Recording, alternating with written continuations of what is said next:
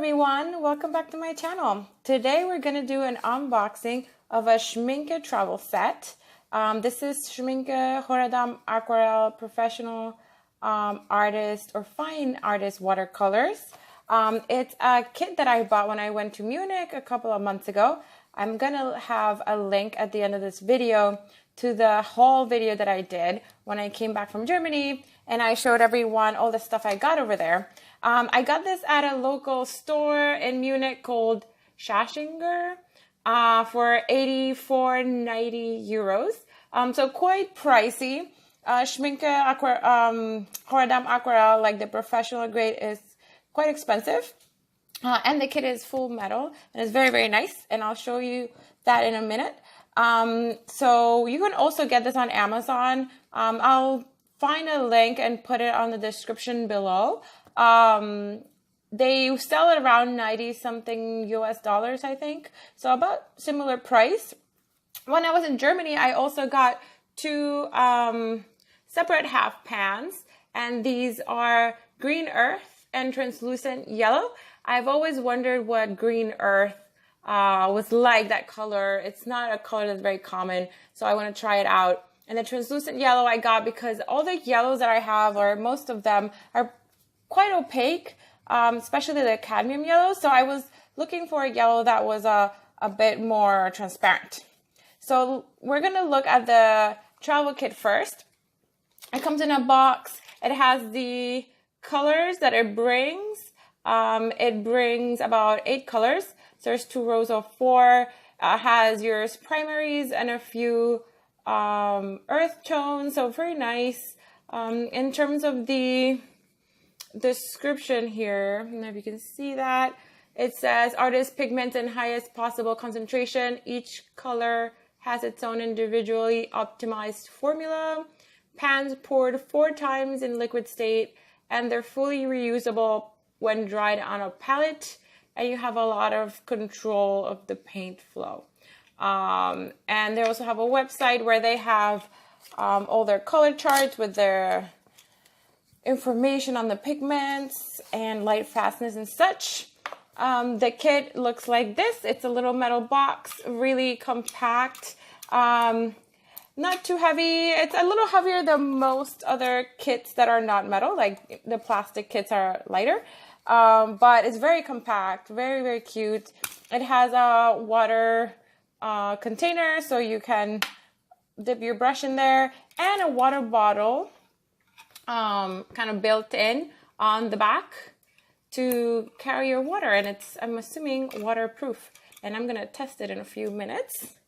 If you open the kit, there is a nice mixing area here, 2 mixing areas. Quite small, but I mean the kit is small. I had put a little makeup brush in there because I was trying to find a brush that fit, and none of the brushes that I have that are travel brushes fit. I'll show you that in a sec. And it has 8 colors. It has a lemon yellow, a cadmium red, carmine permanent, ultramarine, Prussian blue, permanent green olive, yellow ochre, and sepia brown. I actually have another Schmincke set that's a little bigger that I got about a year ago, which is this one, which had 12 colors, and it brought the same colors. So I actually didn't realize when I bought this one. I guess I was so excited because it was so cute, and I didn't realize that I was getting the exact same colors. So I have the same cadmium yellow light, the cad red, the permanent carmine, the ultramarine, Prussian blue. I have them all here already, and I had actually swatched them out previously when I got this bigger set. So I have swatches already of those colors. So let me just show you something before we go to the swatches. So these has like some sort of this little metal thing here, which kind of bends and creates pressure for the pans to stay put, and you kind of put that in there, and the pans stay put. Once you take it out, the pans come out. So it's actually a pretty neat system. It's, I think, a very old system. So it's very classy system. In the center of this, I was hoping to put these two pans, the green earth and the translucent yellow, but I don't think they fit, at least not with the paper. I'm gonna unwrap these and see if they fit without the paper. But just to show you that other big set of Schmincke paints, these are all the paints that came with a bigger set, the 12 pan set. And I wanna show you just which colors came in that set to see, so you can see which ones are duplicated. This one, sepia, and the permanent olive. So it's actually a very good color selection that this set comes with. It has one yellow, it's a very neutral kind of yellow, lemon yellow. It has two reds, two blues, one green, kind of a warmer green, a yellow, ochre, and a sepia brown, which are kind of your earth tones. And the sepia mixed with the ultramarine can give you a nice neutral. So it's actually a very good color selection that can be used for a lot of things, and you can mix many, many colors with this color combination. So it's actually an excellent color selection. The only thing you don't get with this versus the bigger 12 set is a phthalo green, a cadmium yellow light, which you don't really need. You can use the lemon yellow for that, and if you need a little warmer yellow, you just add a little bit of red. You don't get the Venetian red or the black. I don't use black a lot. The phthalo green would have been nice, but you can mix something similar, probably with like one of the blues and the yellow. So you can basically get all your needs met with this set. Now I'm going to add an additional yellow, which is the translucent yellow and the green earth to this set. And I'll do a little painting at the end just to see, specifically including these two colors and maybe a couple more from the set to see how they behave. And I'm going to swatch those out in a second. The next thing I wanted to do is wanted to show you what fits in here, because, so I'm actually going to open these. This is the green earth. It has the wrap, which has the pigment information and the light fastness. So both of these colors have 4-star light fastness. I think that's really good light fastness. The green earth has two pigments, PBR7 and PG7. Oops, I broke that. I shouldn't have broken that.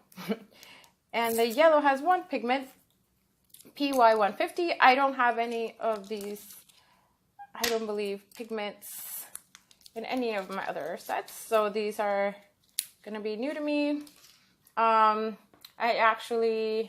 The pans have, the yellow has the number, like identification number on the bottom, and the green on the side. I guess they're different lots from different runs.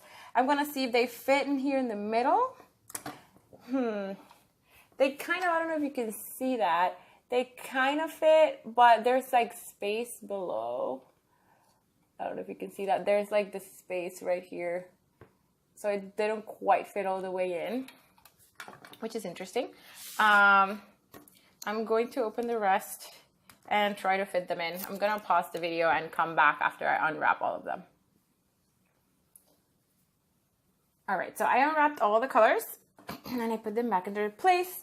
Now I just wanted to show you what actually fits inside this, because it's quite narrow. So I was trying to find a brush that would fit in. So this is oh, sorry about that. This is a small Sakura water brush, Sakura Koi water brush. It does not fit, not even close to fitting in there. Even if I unscrew it, this has water inside though. Because it's so fat, like it just wouldn't fit in there.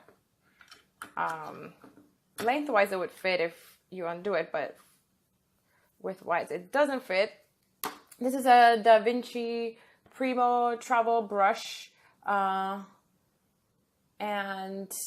it also does not fit.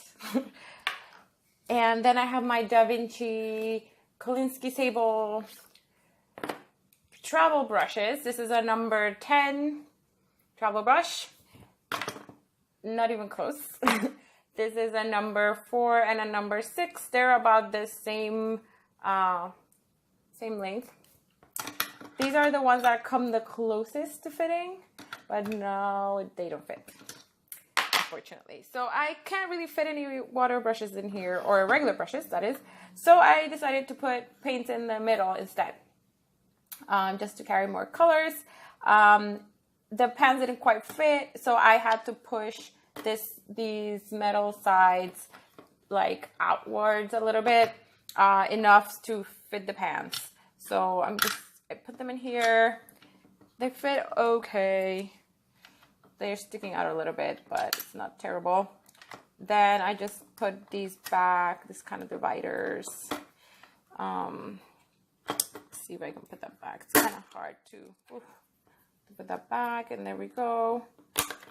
Oof. And then when I did that, because it's painted white, I don't know if you can see, there is white paint all over the pans right there. Let me just like focus. There's white paint all over the pans when I did that moved around. So I'm going to try to just blow that out. So that sucks. But overall, I guess they fit. So I could put 2 more pans here if I wanted to. And then I could fill this with water. I'm going to attempt to do that without making a huge mess. Let me see. Can you just want to make sure it's focused? Let's see if I can add water to this.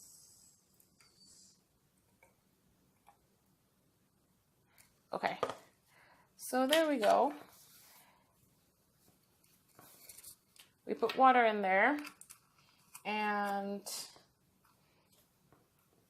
it looks like it's pretty well sealed. No water is coming out, so that's great. And now to paint, all you would do, you would take this with you, and a brush, of course, and then you would open it up.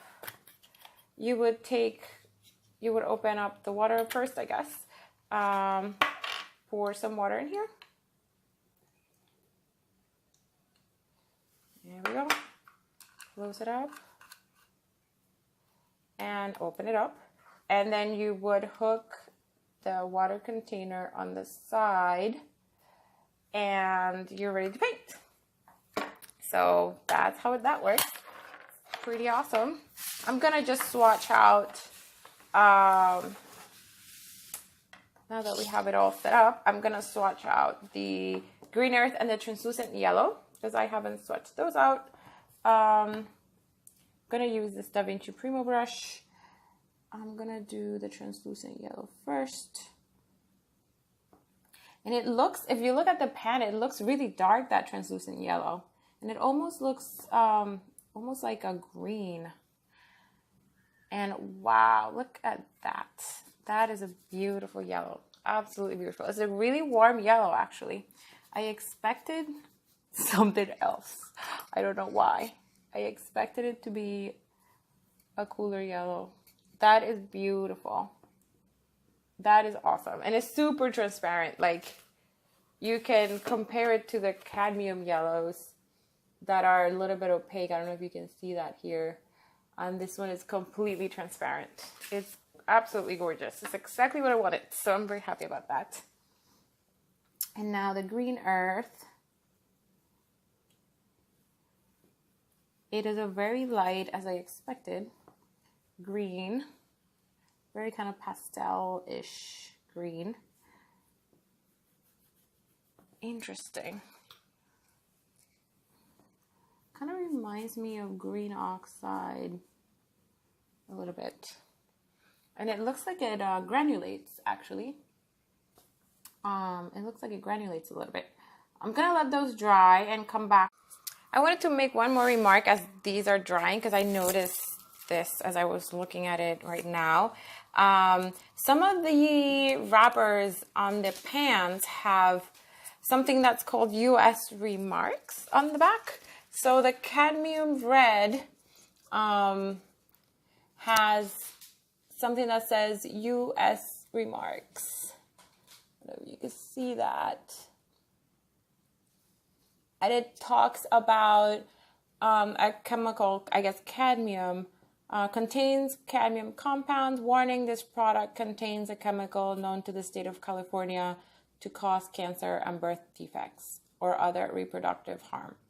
So that's interesting because they have that same kind of statement for the translucent yellow, cadmium red, and that's it. The rest of the colors don't have that statement.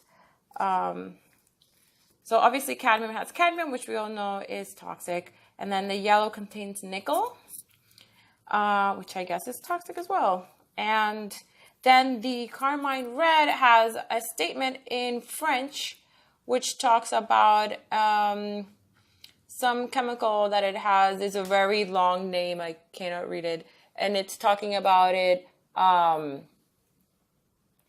causing allergic reactions. So this one talks about causing allergic reactions in French. So I guess that might be a requirement in either Canada or France. So I wanted to point that out to you guys.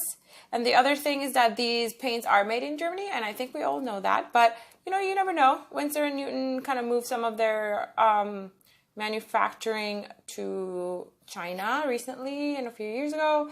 And so these are still made in Germany, so they're still made in Europe. Some people might be interested in that, so I thought I would mention it. Now I'll be back in a few minutes because this hasn't dried yet, and we'll show you the dried swatches and do a little. All right, these are pretty much dry, so you can see the swatches, and this of course includes all the swatches from the bigger set, but they're almost the same colors except with a few exceptions like black, English, red, cadmium, yellow, and phthalo green. Everything else is in this set, and these two are the two colors that I got in addition to the set, which are the green earth and the translucent yellow. They're super transparent. They're pretty gorgeous, so I think I'm going to make really good use of them in landscapes and urban sketching.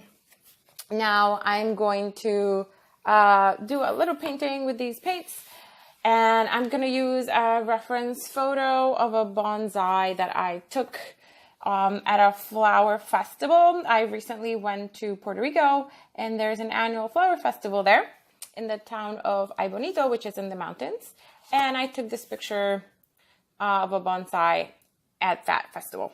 And I'll do a super quick, tiny little painting. And I'm going to use Hahnemühle paper. This is the, I don't know, mold-made watercolor, acid-free, 95 pounds. It's really tiny. I had a little bit of a accident, if you can see that. I was traveling with this, and my water bottle was leaking, and it damaged the cover, unfortunately. It also transferred some paint to this because of the water. But it's fine. We just want to do a little tiny painting to see what this set can do. And specifically the translucent yellow and the green earth, which are the two colors that I want to use. So I'm going to speed this up so you can see the process and show you what it looks like at the end.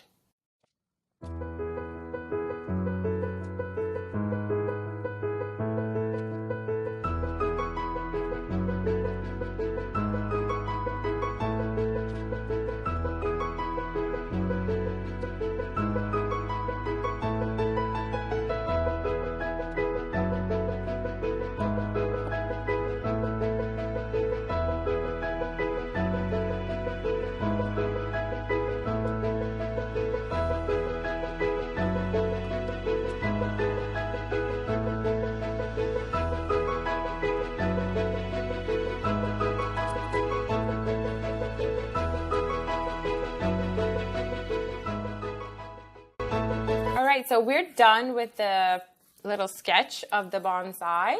This is what it looks like. There you go, focus. I really enjoy using these paints. I already knew that I love these paints because I have some of them. And I really enjoyed using this watercolor kit. It is just so neat and just so compact. And I love being able to carry the water with the paints and having this little container. So very useful. I'm definitely going to use this when I travel in the future. So you might be seeing more of that in my videos. I do want to confess something. When I painted this, I forgot to use the green earth color on this painting. So I was kind of bummed out. I just went to like an automatic mode and went to my usual like mixing my greens with blue and yellow. So I used translucent yellow and Prussian blue to get those greens. And then I went back and I tried to do a little sketch of the theme bonsai. I didn't really do a pencil sketch for this or any proportions or anything, so it's a little messed up. But I wanted to use more of the green earth instead of the Prussian blue. So most of this is green earth. I did add some Prussian blue on this side for shadows. I had a very hard time getting dark tones with this green earth color. It's just very light. It is translucent and it is beautiful, but I'm not sure what I would use it for because it is so light. It's just hard to get contrast. So I'm wondering if any of you guys use green earth. What do you use it for? Are there any specific subjects that you use this color for, or that you find it is perfect for? I find that probably in the type of sketching that I do, I might not use it as much. I'll have to be very conscious of it. So I'm going to try to incorporate it in future paintings. But because it's so hard to get contrast and kind of darker shadows with it, I feel like I might not use it as much. So please let me know in your comments below. I would love to hear what you have to say. I really enjoyed using this and reviewing this for you. If you like this video, please give me a thumbs up and subscribe to my channel. I'll actually be going to the Urban Sketchers International Symposium in a couple of weeks, and that's in Portugal, in Porto. And I'm super excited about that trip. I'm gonna meet urban sketchers from all over the world. I'm in New York, so I'm part of the New York chapter of Urban Sketchers, and I'll be going with that group. And I'll be sharing some videos with you guys so you can see what it's like to go to the symposium and experience what it's like to sketch outside and meet other urban sketchers from around the world. So stay tuned for that. Subscribe if you want to see those videos, and give me your comments below. Have a great day, and I hope to see you next time. Bye-bye.